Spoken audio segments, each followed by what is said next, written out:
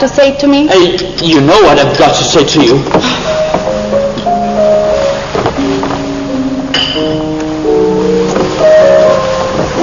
Yes, but you don't say it. Granted. Will you marry me? Of course I will, darling. How long have you been about it? I have never loved anyone in the world but you. What wonderfully blue eyes you have, Ernest. They are quite blue. And I hope you will always look at me just like that. Especially when there are other people present. Mr. Wolfing, right to serve from this recumbent posture. It's most indecorous. Mama, I must beg you to retire. This is no place for you. Besides, Mr. Wolfing has not quite finished yet. Finish what, may I ask? I am engaged to Mr. Wolfing, Mama. You are not engaged to anyone. When you do become engaged to someone, I will inform you of the fact. Now I have a few questions to put to you, Mr. Wolfing. You, Gwendolen, will wait me below in the carriage. Mama! Gwendolen, the carriage. Gwendolen? Yes, Mama. You can take a seat, Mr. Wolfing. Thank you, Lady Bracknell. I prefer standing.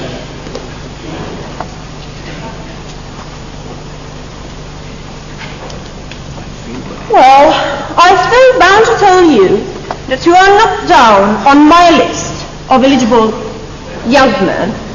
However, do you smoke? Well, I must admit, I smoke. I'm glad to hear it. A man should always have an occupation of some kind. How old are you? 29. A very good age to be married at. And what is your income? Between 7 and 8,000 a year. In hand or in investment? In investments, chiefly. It is satisfactory. I have a country house with some land, of course. Country house? You have a townhouse, I hope. A girl like Gwendolen could be highly expected to reside in the country. Well, I own a house in Belgrave Square. What number in Belgrave Square? 149. The fashionable side. Now to minor matters. Are your parents living? I have lost both my parents. Who was your father? I'm afraid, Lady Bracknell, I really don't know. It would be nearer the truth to say that my parents seem to have lost me. As a matter of fact, I don't really know who I am by birth. I was found. Found? Yes. The late Mr. Thomas Cardew, an old gentleman, found me and gave me the name of Worthing, because it happened to have a first-class ticket for Worthing in his pocket at that time. And where did this charitable man find you? In a handbag. A handbag? Yes, in a handbag. Black leather handbag, with handles to it. And in what locality did this Mr. James or Thomas Cardew find this handbag? In the cloakroom at Victoria Station. It was given to him in mistake for his own. Lady Bracknell, may I ask you now what you would advise me to do? I strongly advise you to try and acquire one parent of either sex. Oh, I don't see how could you possibly manage to do that. You can hardly imagine that myself and Lord Bracknell would dream of allowing our only daughter, a girl brought up with the utmost care, to marry into a cloakroom. Good morning, Mr. Wolfing. Good morning.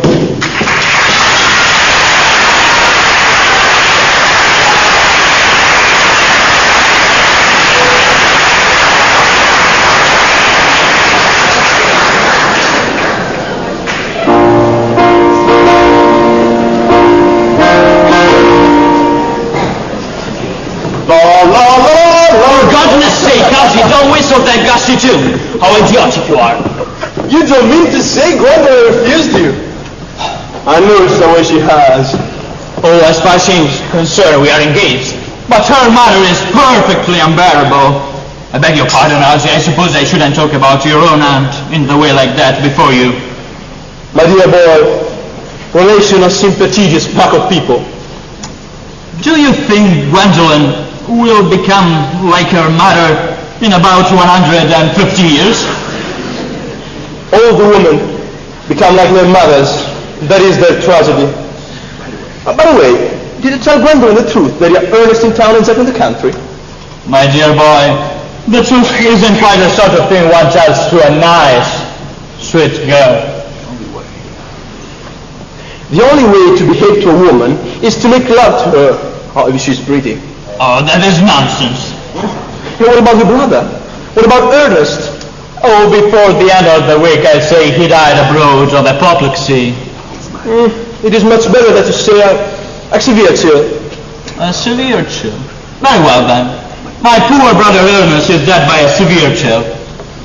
But wasn't Miss Cardew a little too much interested in your poor brother Ernest? Cecily is not a silly romantic girl, I am glad to say. I would like to see Cecily. Oh, I will take very good care you never do.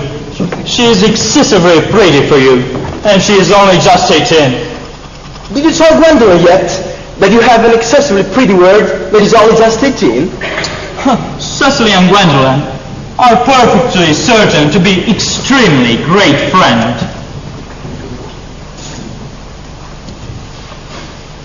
It's perfect. Gwendolen. How you kindly turn your back. I don't think you can allow this at all. You are not quite old enough to do that. Ernest, we may never be married. From the expression on Mama's face, I fear we never shall. But nothing can possibly alter my eternal devotion to you. My own John. The story of your romantic origin has led you to be my Mama, has stirred the fibers of my nature. Your Christian name has an irresistible fascination. What is your address in the country? The Manor House, Hulton, Hertfordshire. Manor House, Hulton, Hertfordshire. There is a good postal service, I suppose. It may be necessary to do something desperate. My dear Gwendolen. How long do you remain in town? Till Monday. Good.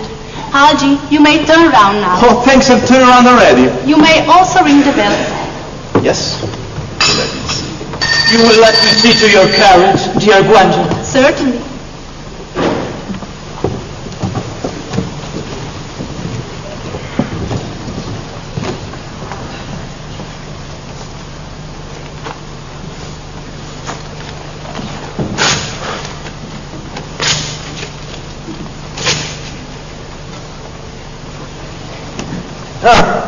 A glass of sherry, Lane. Yes, sir. Tomorrow, Lane, I'm going to Banbury. Yes, sir. I shall probably not be back till Monday. Yes, sir. Thank you. Thank you, sir. I hope tomorrow will be a fine day, Lane. It never is. You are a perfect pessimist. I do my best to give satisfaction, sir. What will do, Lane? Thank you, sir. Oh, she is the only girl I ever cared for in my life. What on earth are you so amused at? Oh, I'm a little anxious about poor Banbury, that is all. If you don't take care, your friend Banbury will get into a serious trouble someday.